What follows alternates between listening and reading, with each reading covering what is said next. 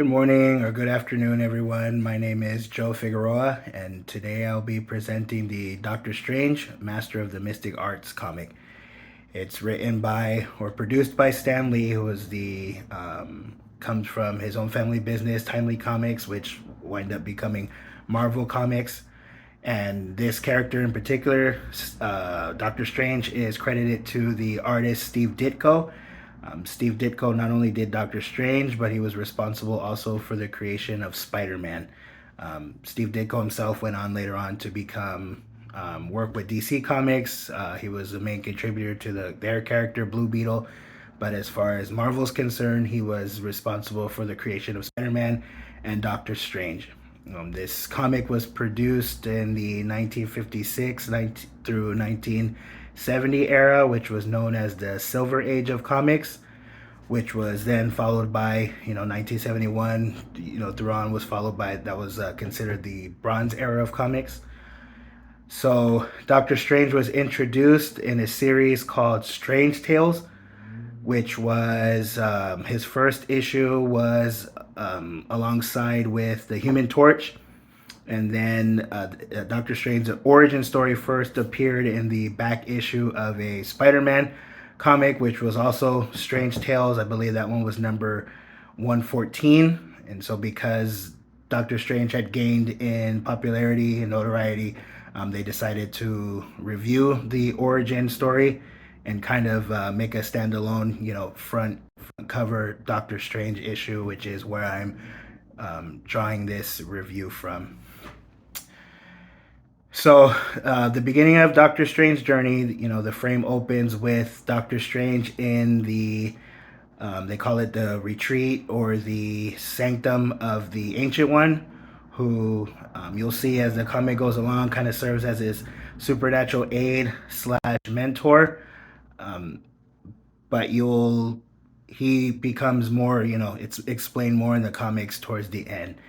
So at this early stage of the hero journey, he's kind of feeling a little bit uncertain about his abilities. Whether he's able to answer the call as Earth's defender, against the phantom terrors that face the Earth, some of the upcoming threats that he'll be facing. So in the beginning stages, he falls asleep to get some rest, has some nightmares that are previewing those dangers, and kind of amplify those feelings of fear and doubt that he has within that nightmare, or when he wakes from that nightmare, it kind of causes him to like reflect, of the irony of the current stage that he's in. The fact that he's feeling that uncertain and feeling that doubtful when as you'll see when he self-reflects, his background, he was very confident, very self-assured. So he finds himself waking up kind of discussing amongst himself, the irony of what he's facing right now. So, as the story goes along, he begins to reflect on his origin story. He is, Stephen Strange is a prominent neurosurgeon. One of the comments about him, one of the characteristics, if you will, is that they make note of is his steady hands, which steady hands is a euphemism for that confidence and for stability.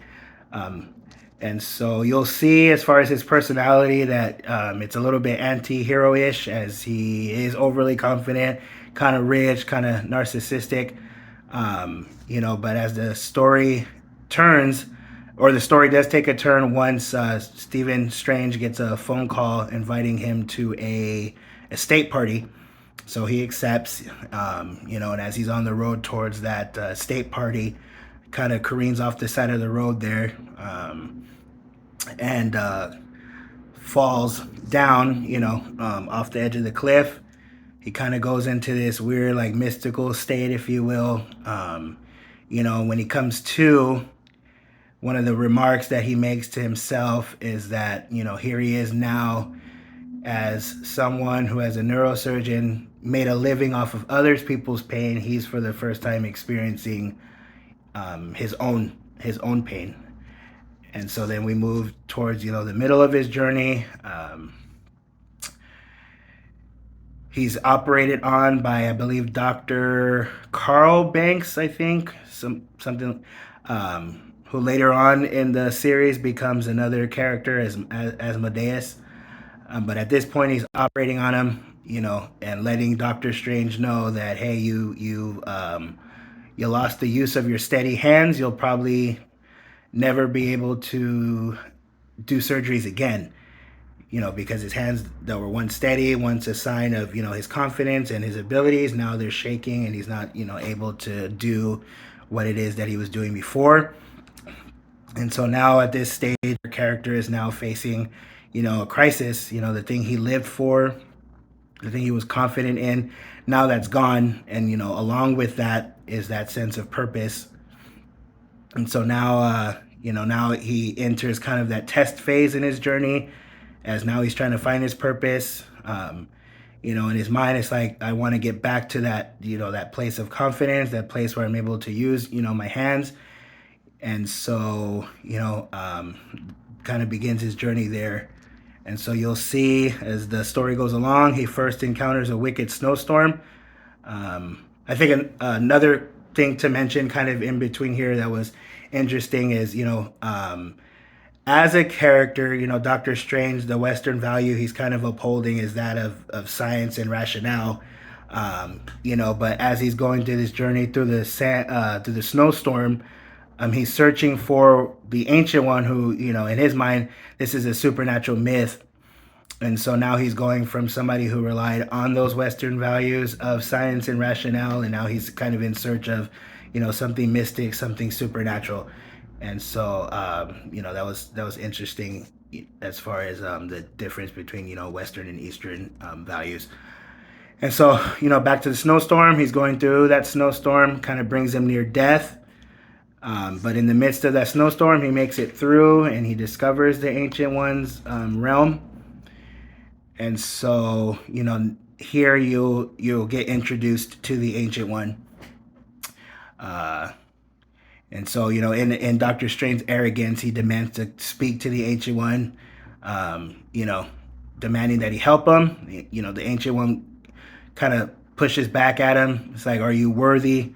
You have to show yourself worthy of kind of my help and me bestowing power upon you. And so, there's a little skirmish, another test, a little skirmish between him and the Ancient One, which the Ancient One, through his command of the mystic arts, kind of brings Doctor Strange to his knees. Another significant point, because of how confident Doctor Strange was in his natural life and natural abilities before this point, and now he's having to be humbled in the supernatural realm. And so, the Ancient One wins kind of that battle, kind of shows him, a little bit of humility there. And then he brings in another character you're introduced to is another Ancient One pupil, which is Mordo. And so, immediately there's a little bit of tension between Strange and Mordo. Doctor Strange finds Mordo reading through some ancient texts and kind of discovers that Mordo's trying to use spells wants to use spells to overthrow the Ancient One. Under the direction of another character that you'll meet, in other issues, Dormammu. So Doctor Strange, he goes to warn, he's wanting to warn the Ancient One of this threat, that Mordo's presenting. And, he gets a spell cast on himself. And so kind of brings Doctor Strange once again towards the brink of death. Because he was unable to warn the Ancient One, Mordo's spell is cast over the Ancient One as well. And so now they're both kind of fighting there.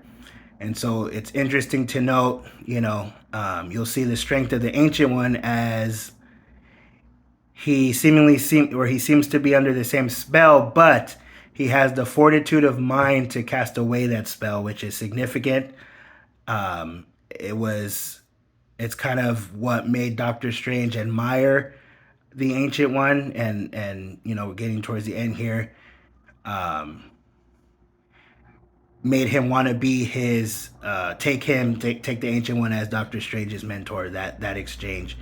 And so, the value and the wisdom imparted in that exchange, once the Ancient One is able to free himself from that spell using, the fortitude of his mind, that's kind of, he turned around and was able to help Strange see that, which was the value, the valuable nugget of wisdom was, he who controls the mind controls the soul. And so he imparted that to Doctor Strange. Doctor Strange is able to control his mind, and that's how he was able to break Mortal's spell. And so, seeing that mental fortitude, that strength, he was able to take that wisdom and kind of win. And like I said, that caused him to view the Ancient One as, seeing that strength that was admirable, and then, wanted to take the Ancient One as his mentor. And so from that moment, Doctor Strange kind of becomes the understudy, if you will, of the Ancient One, who will go on to teach him and send him on his way to becoming the master himself of the mystic arts. And so, that big, valuable piece, the reward is that wisdom, which is, he who controls the mind controls the soul. And also, shifting away from that Western value of just, strength and fortitude of physical strength, physical fortitude, to that very Eastern type, supernatural type, mystical, mental fortitude. And so that's kind of what I got from this comic. Thank you for listening.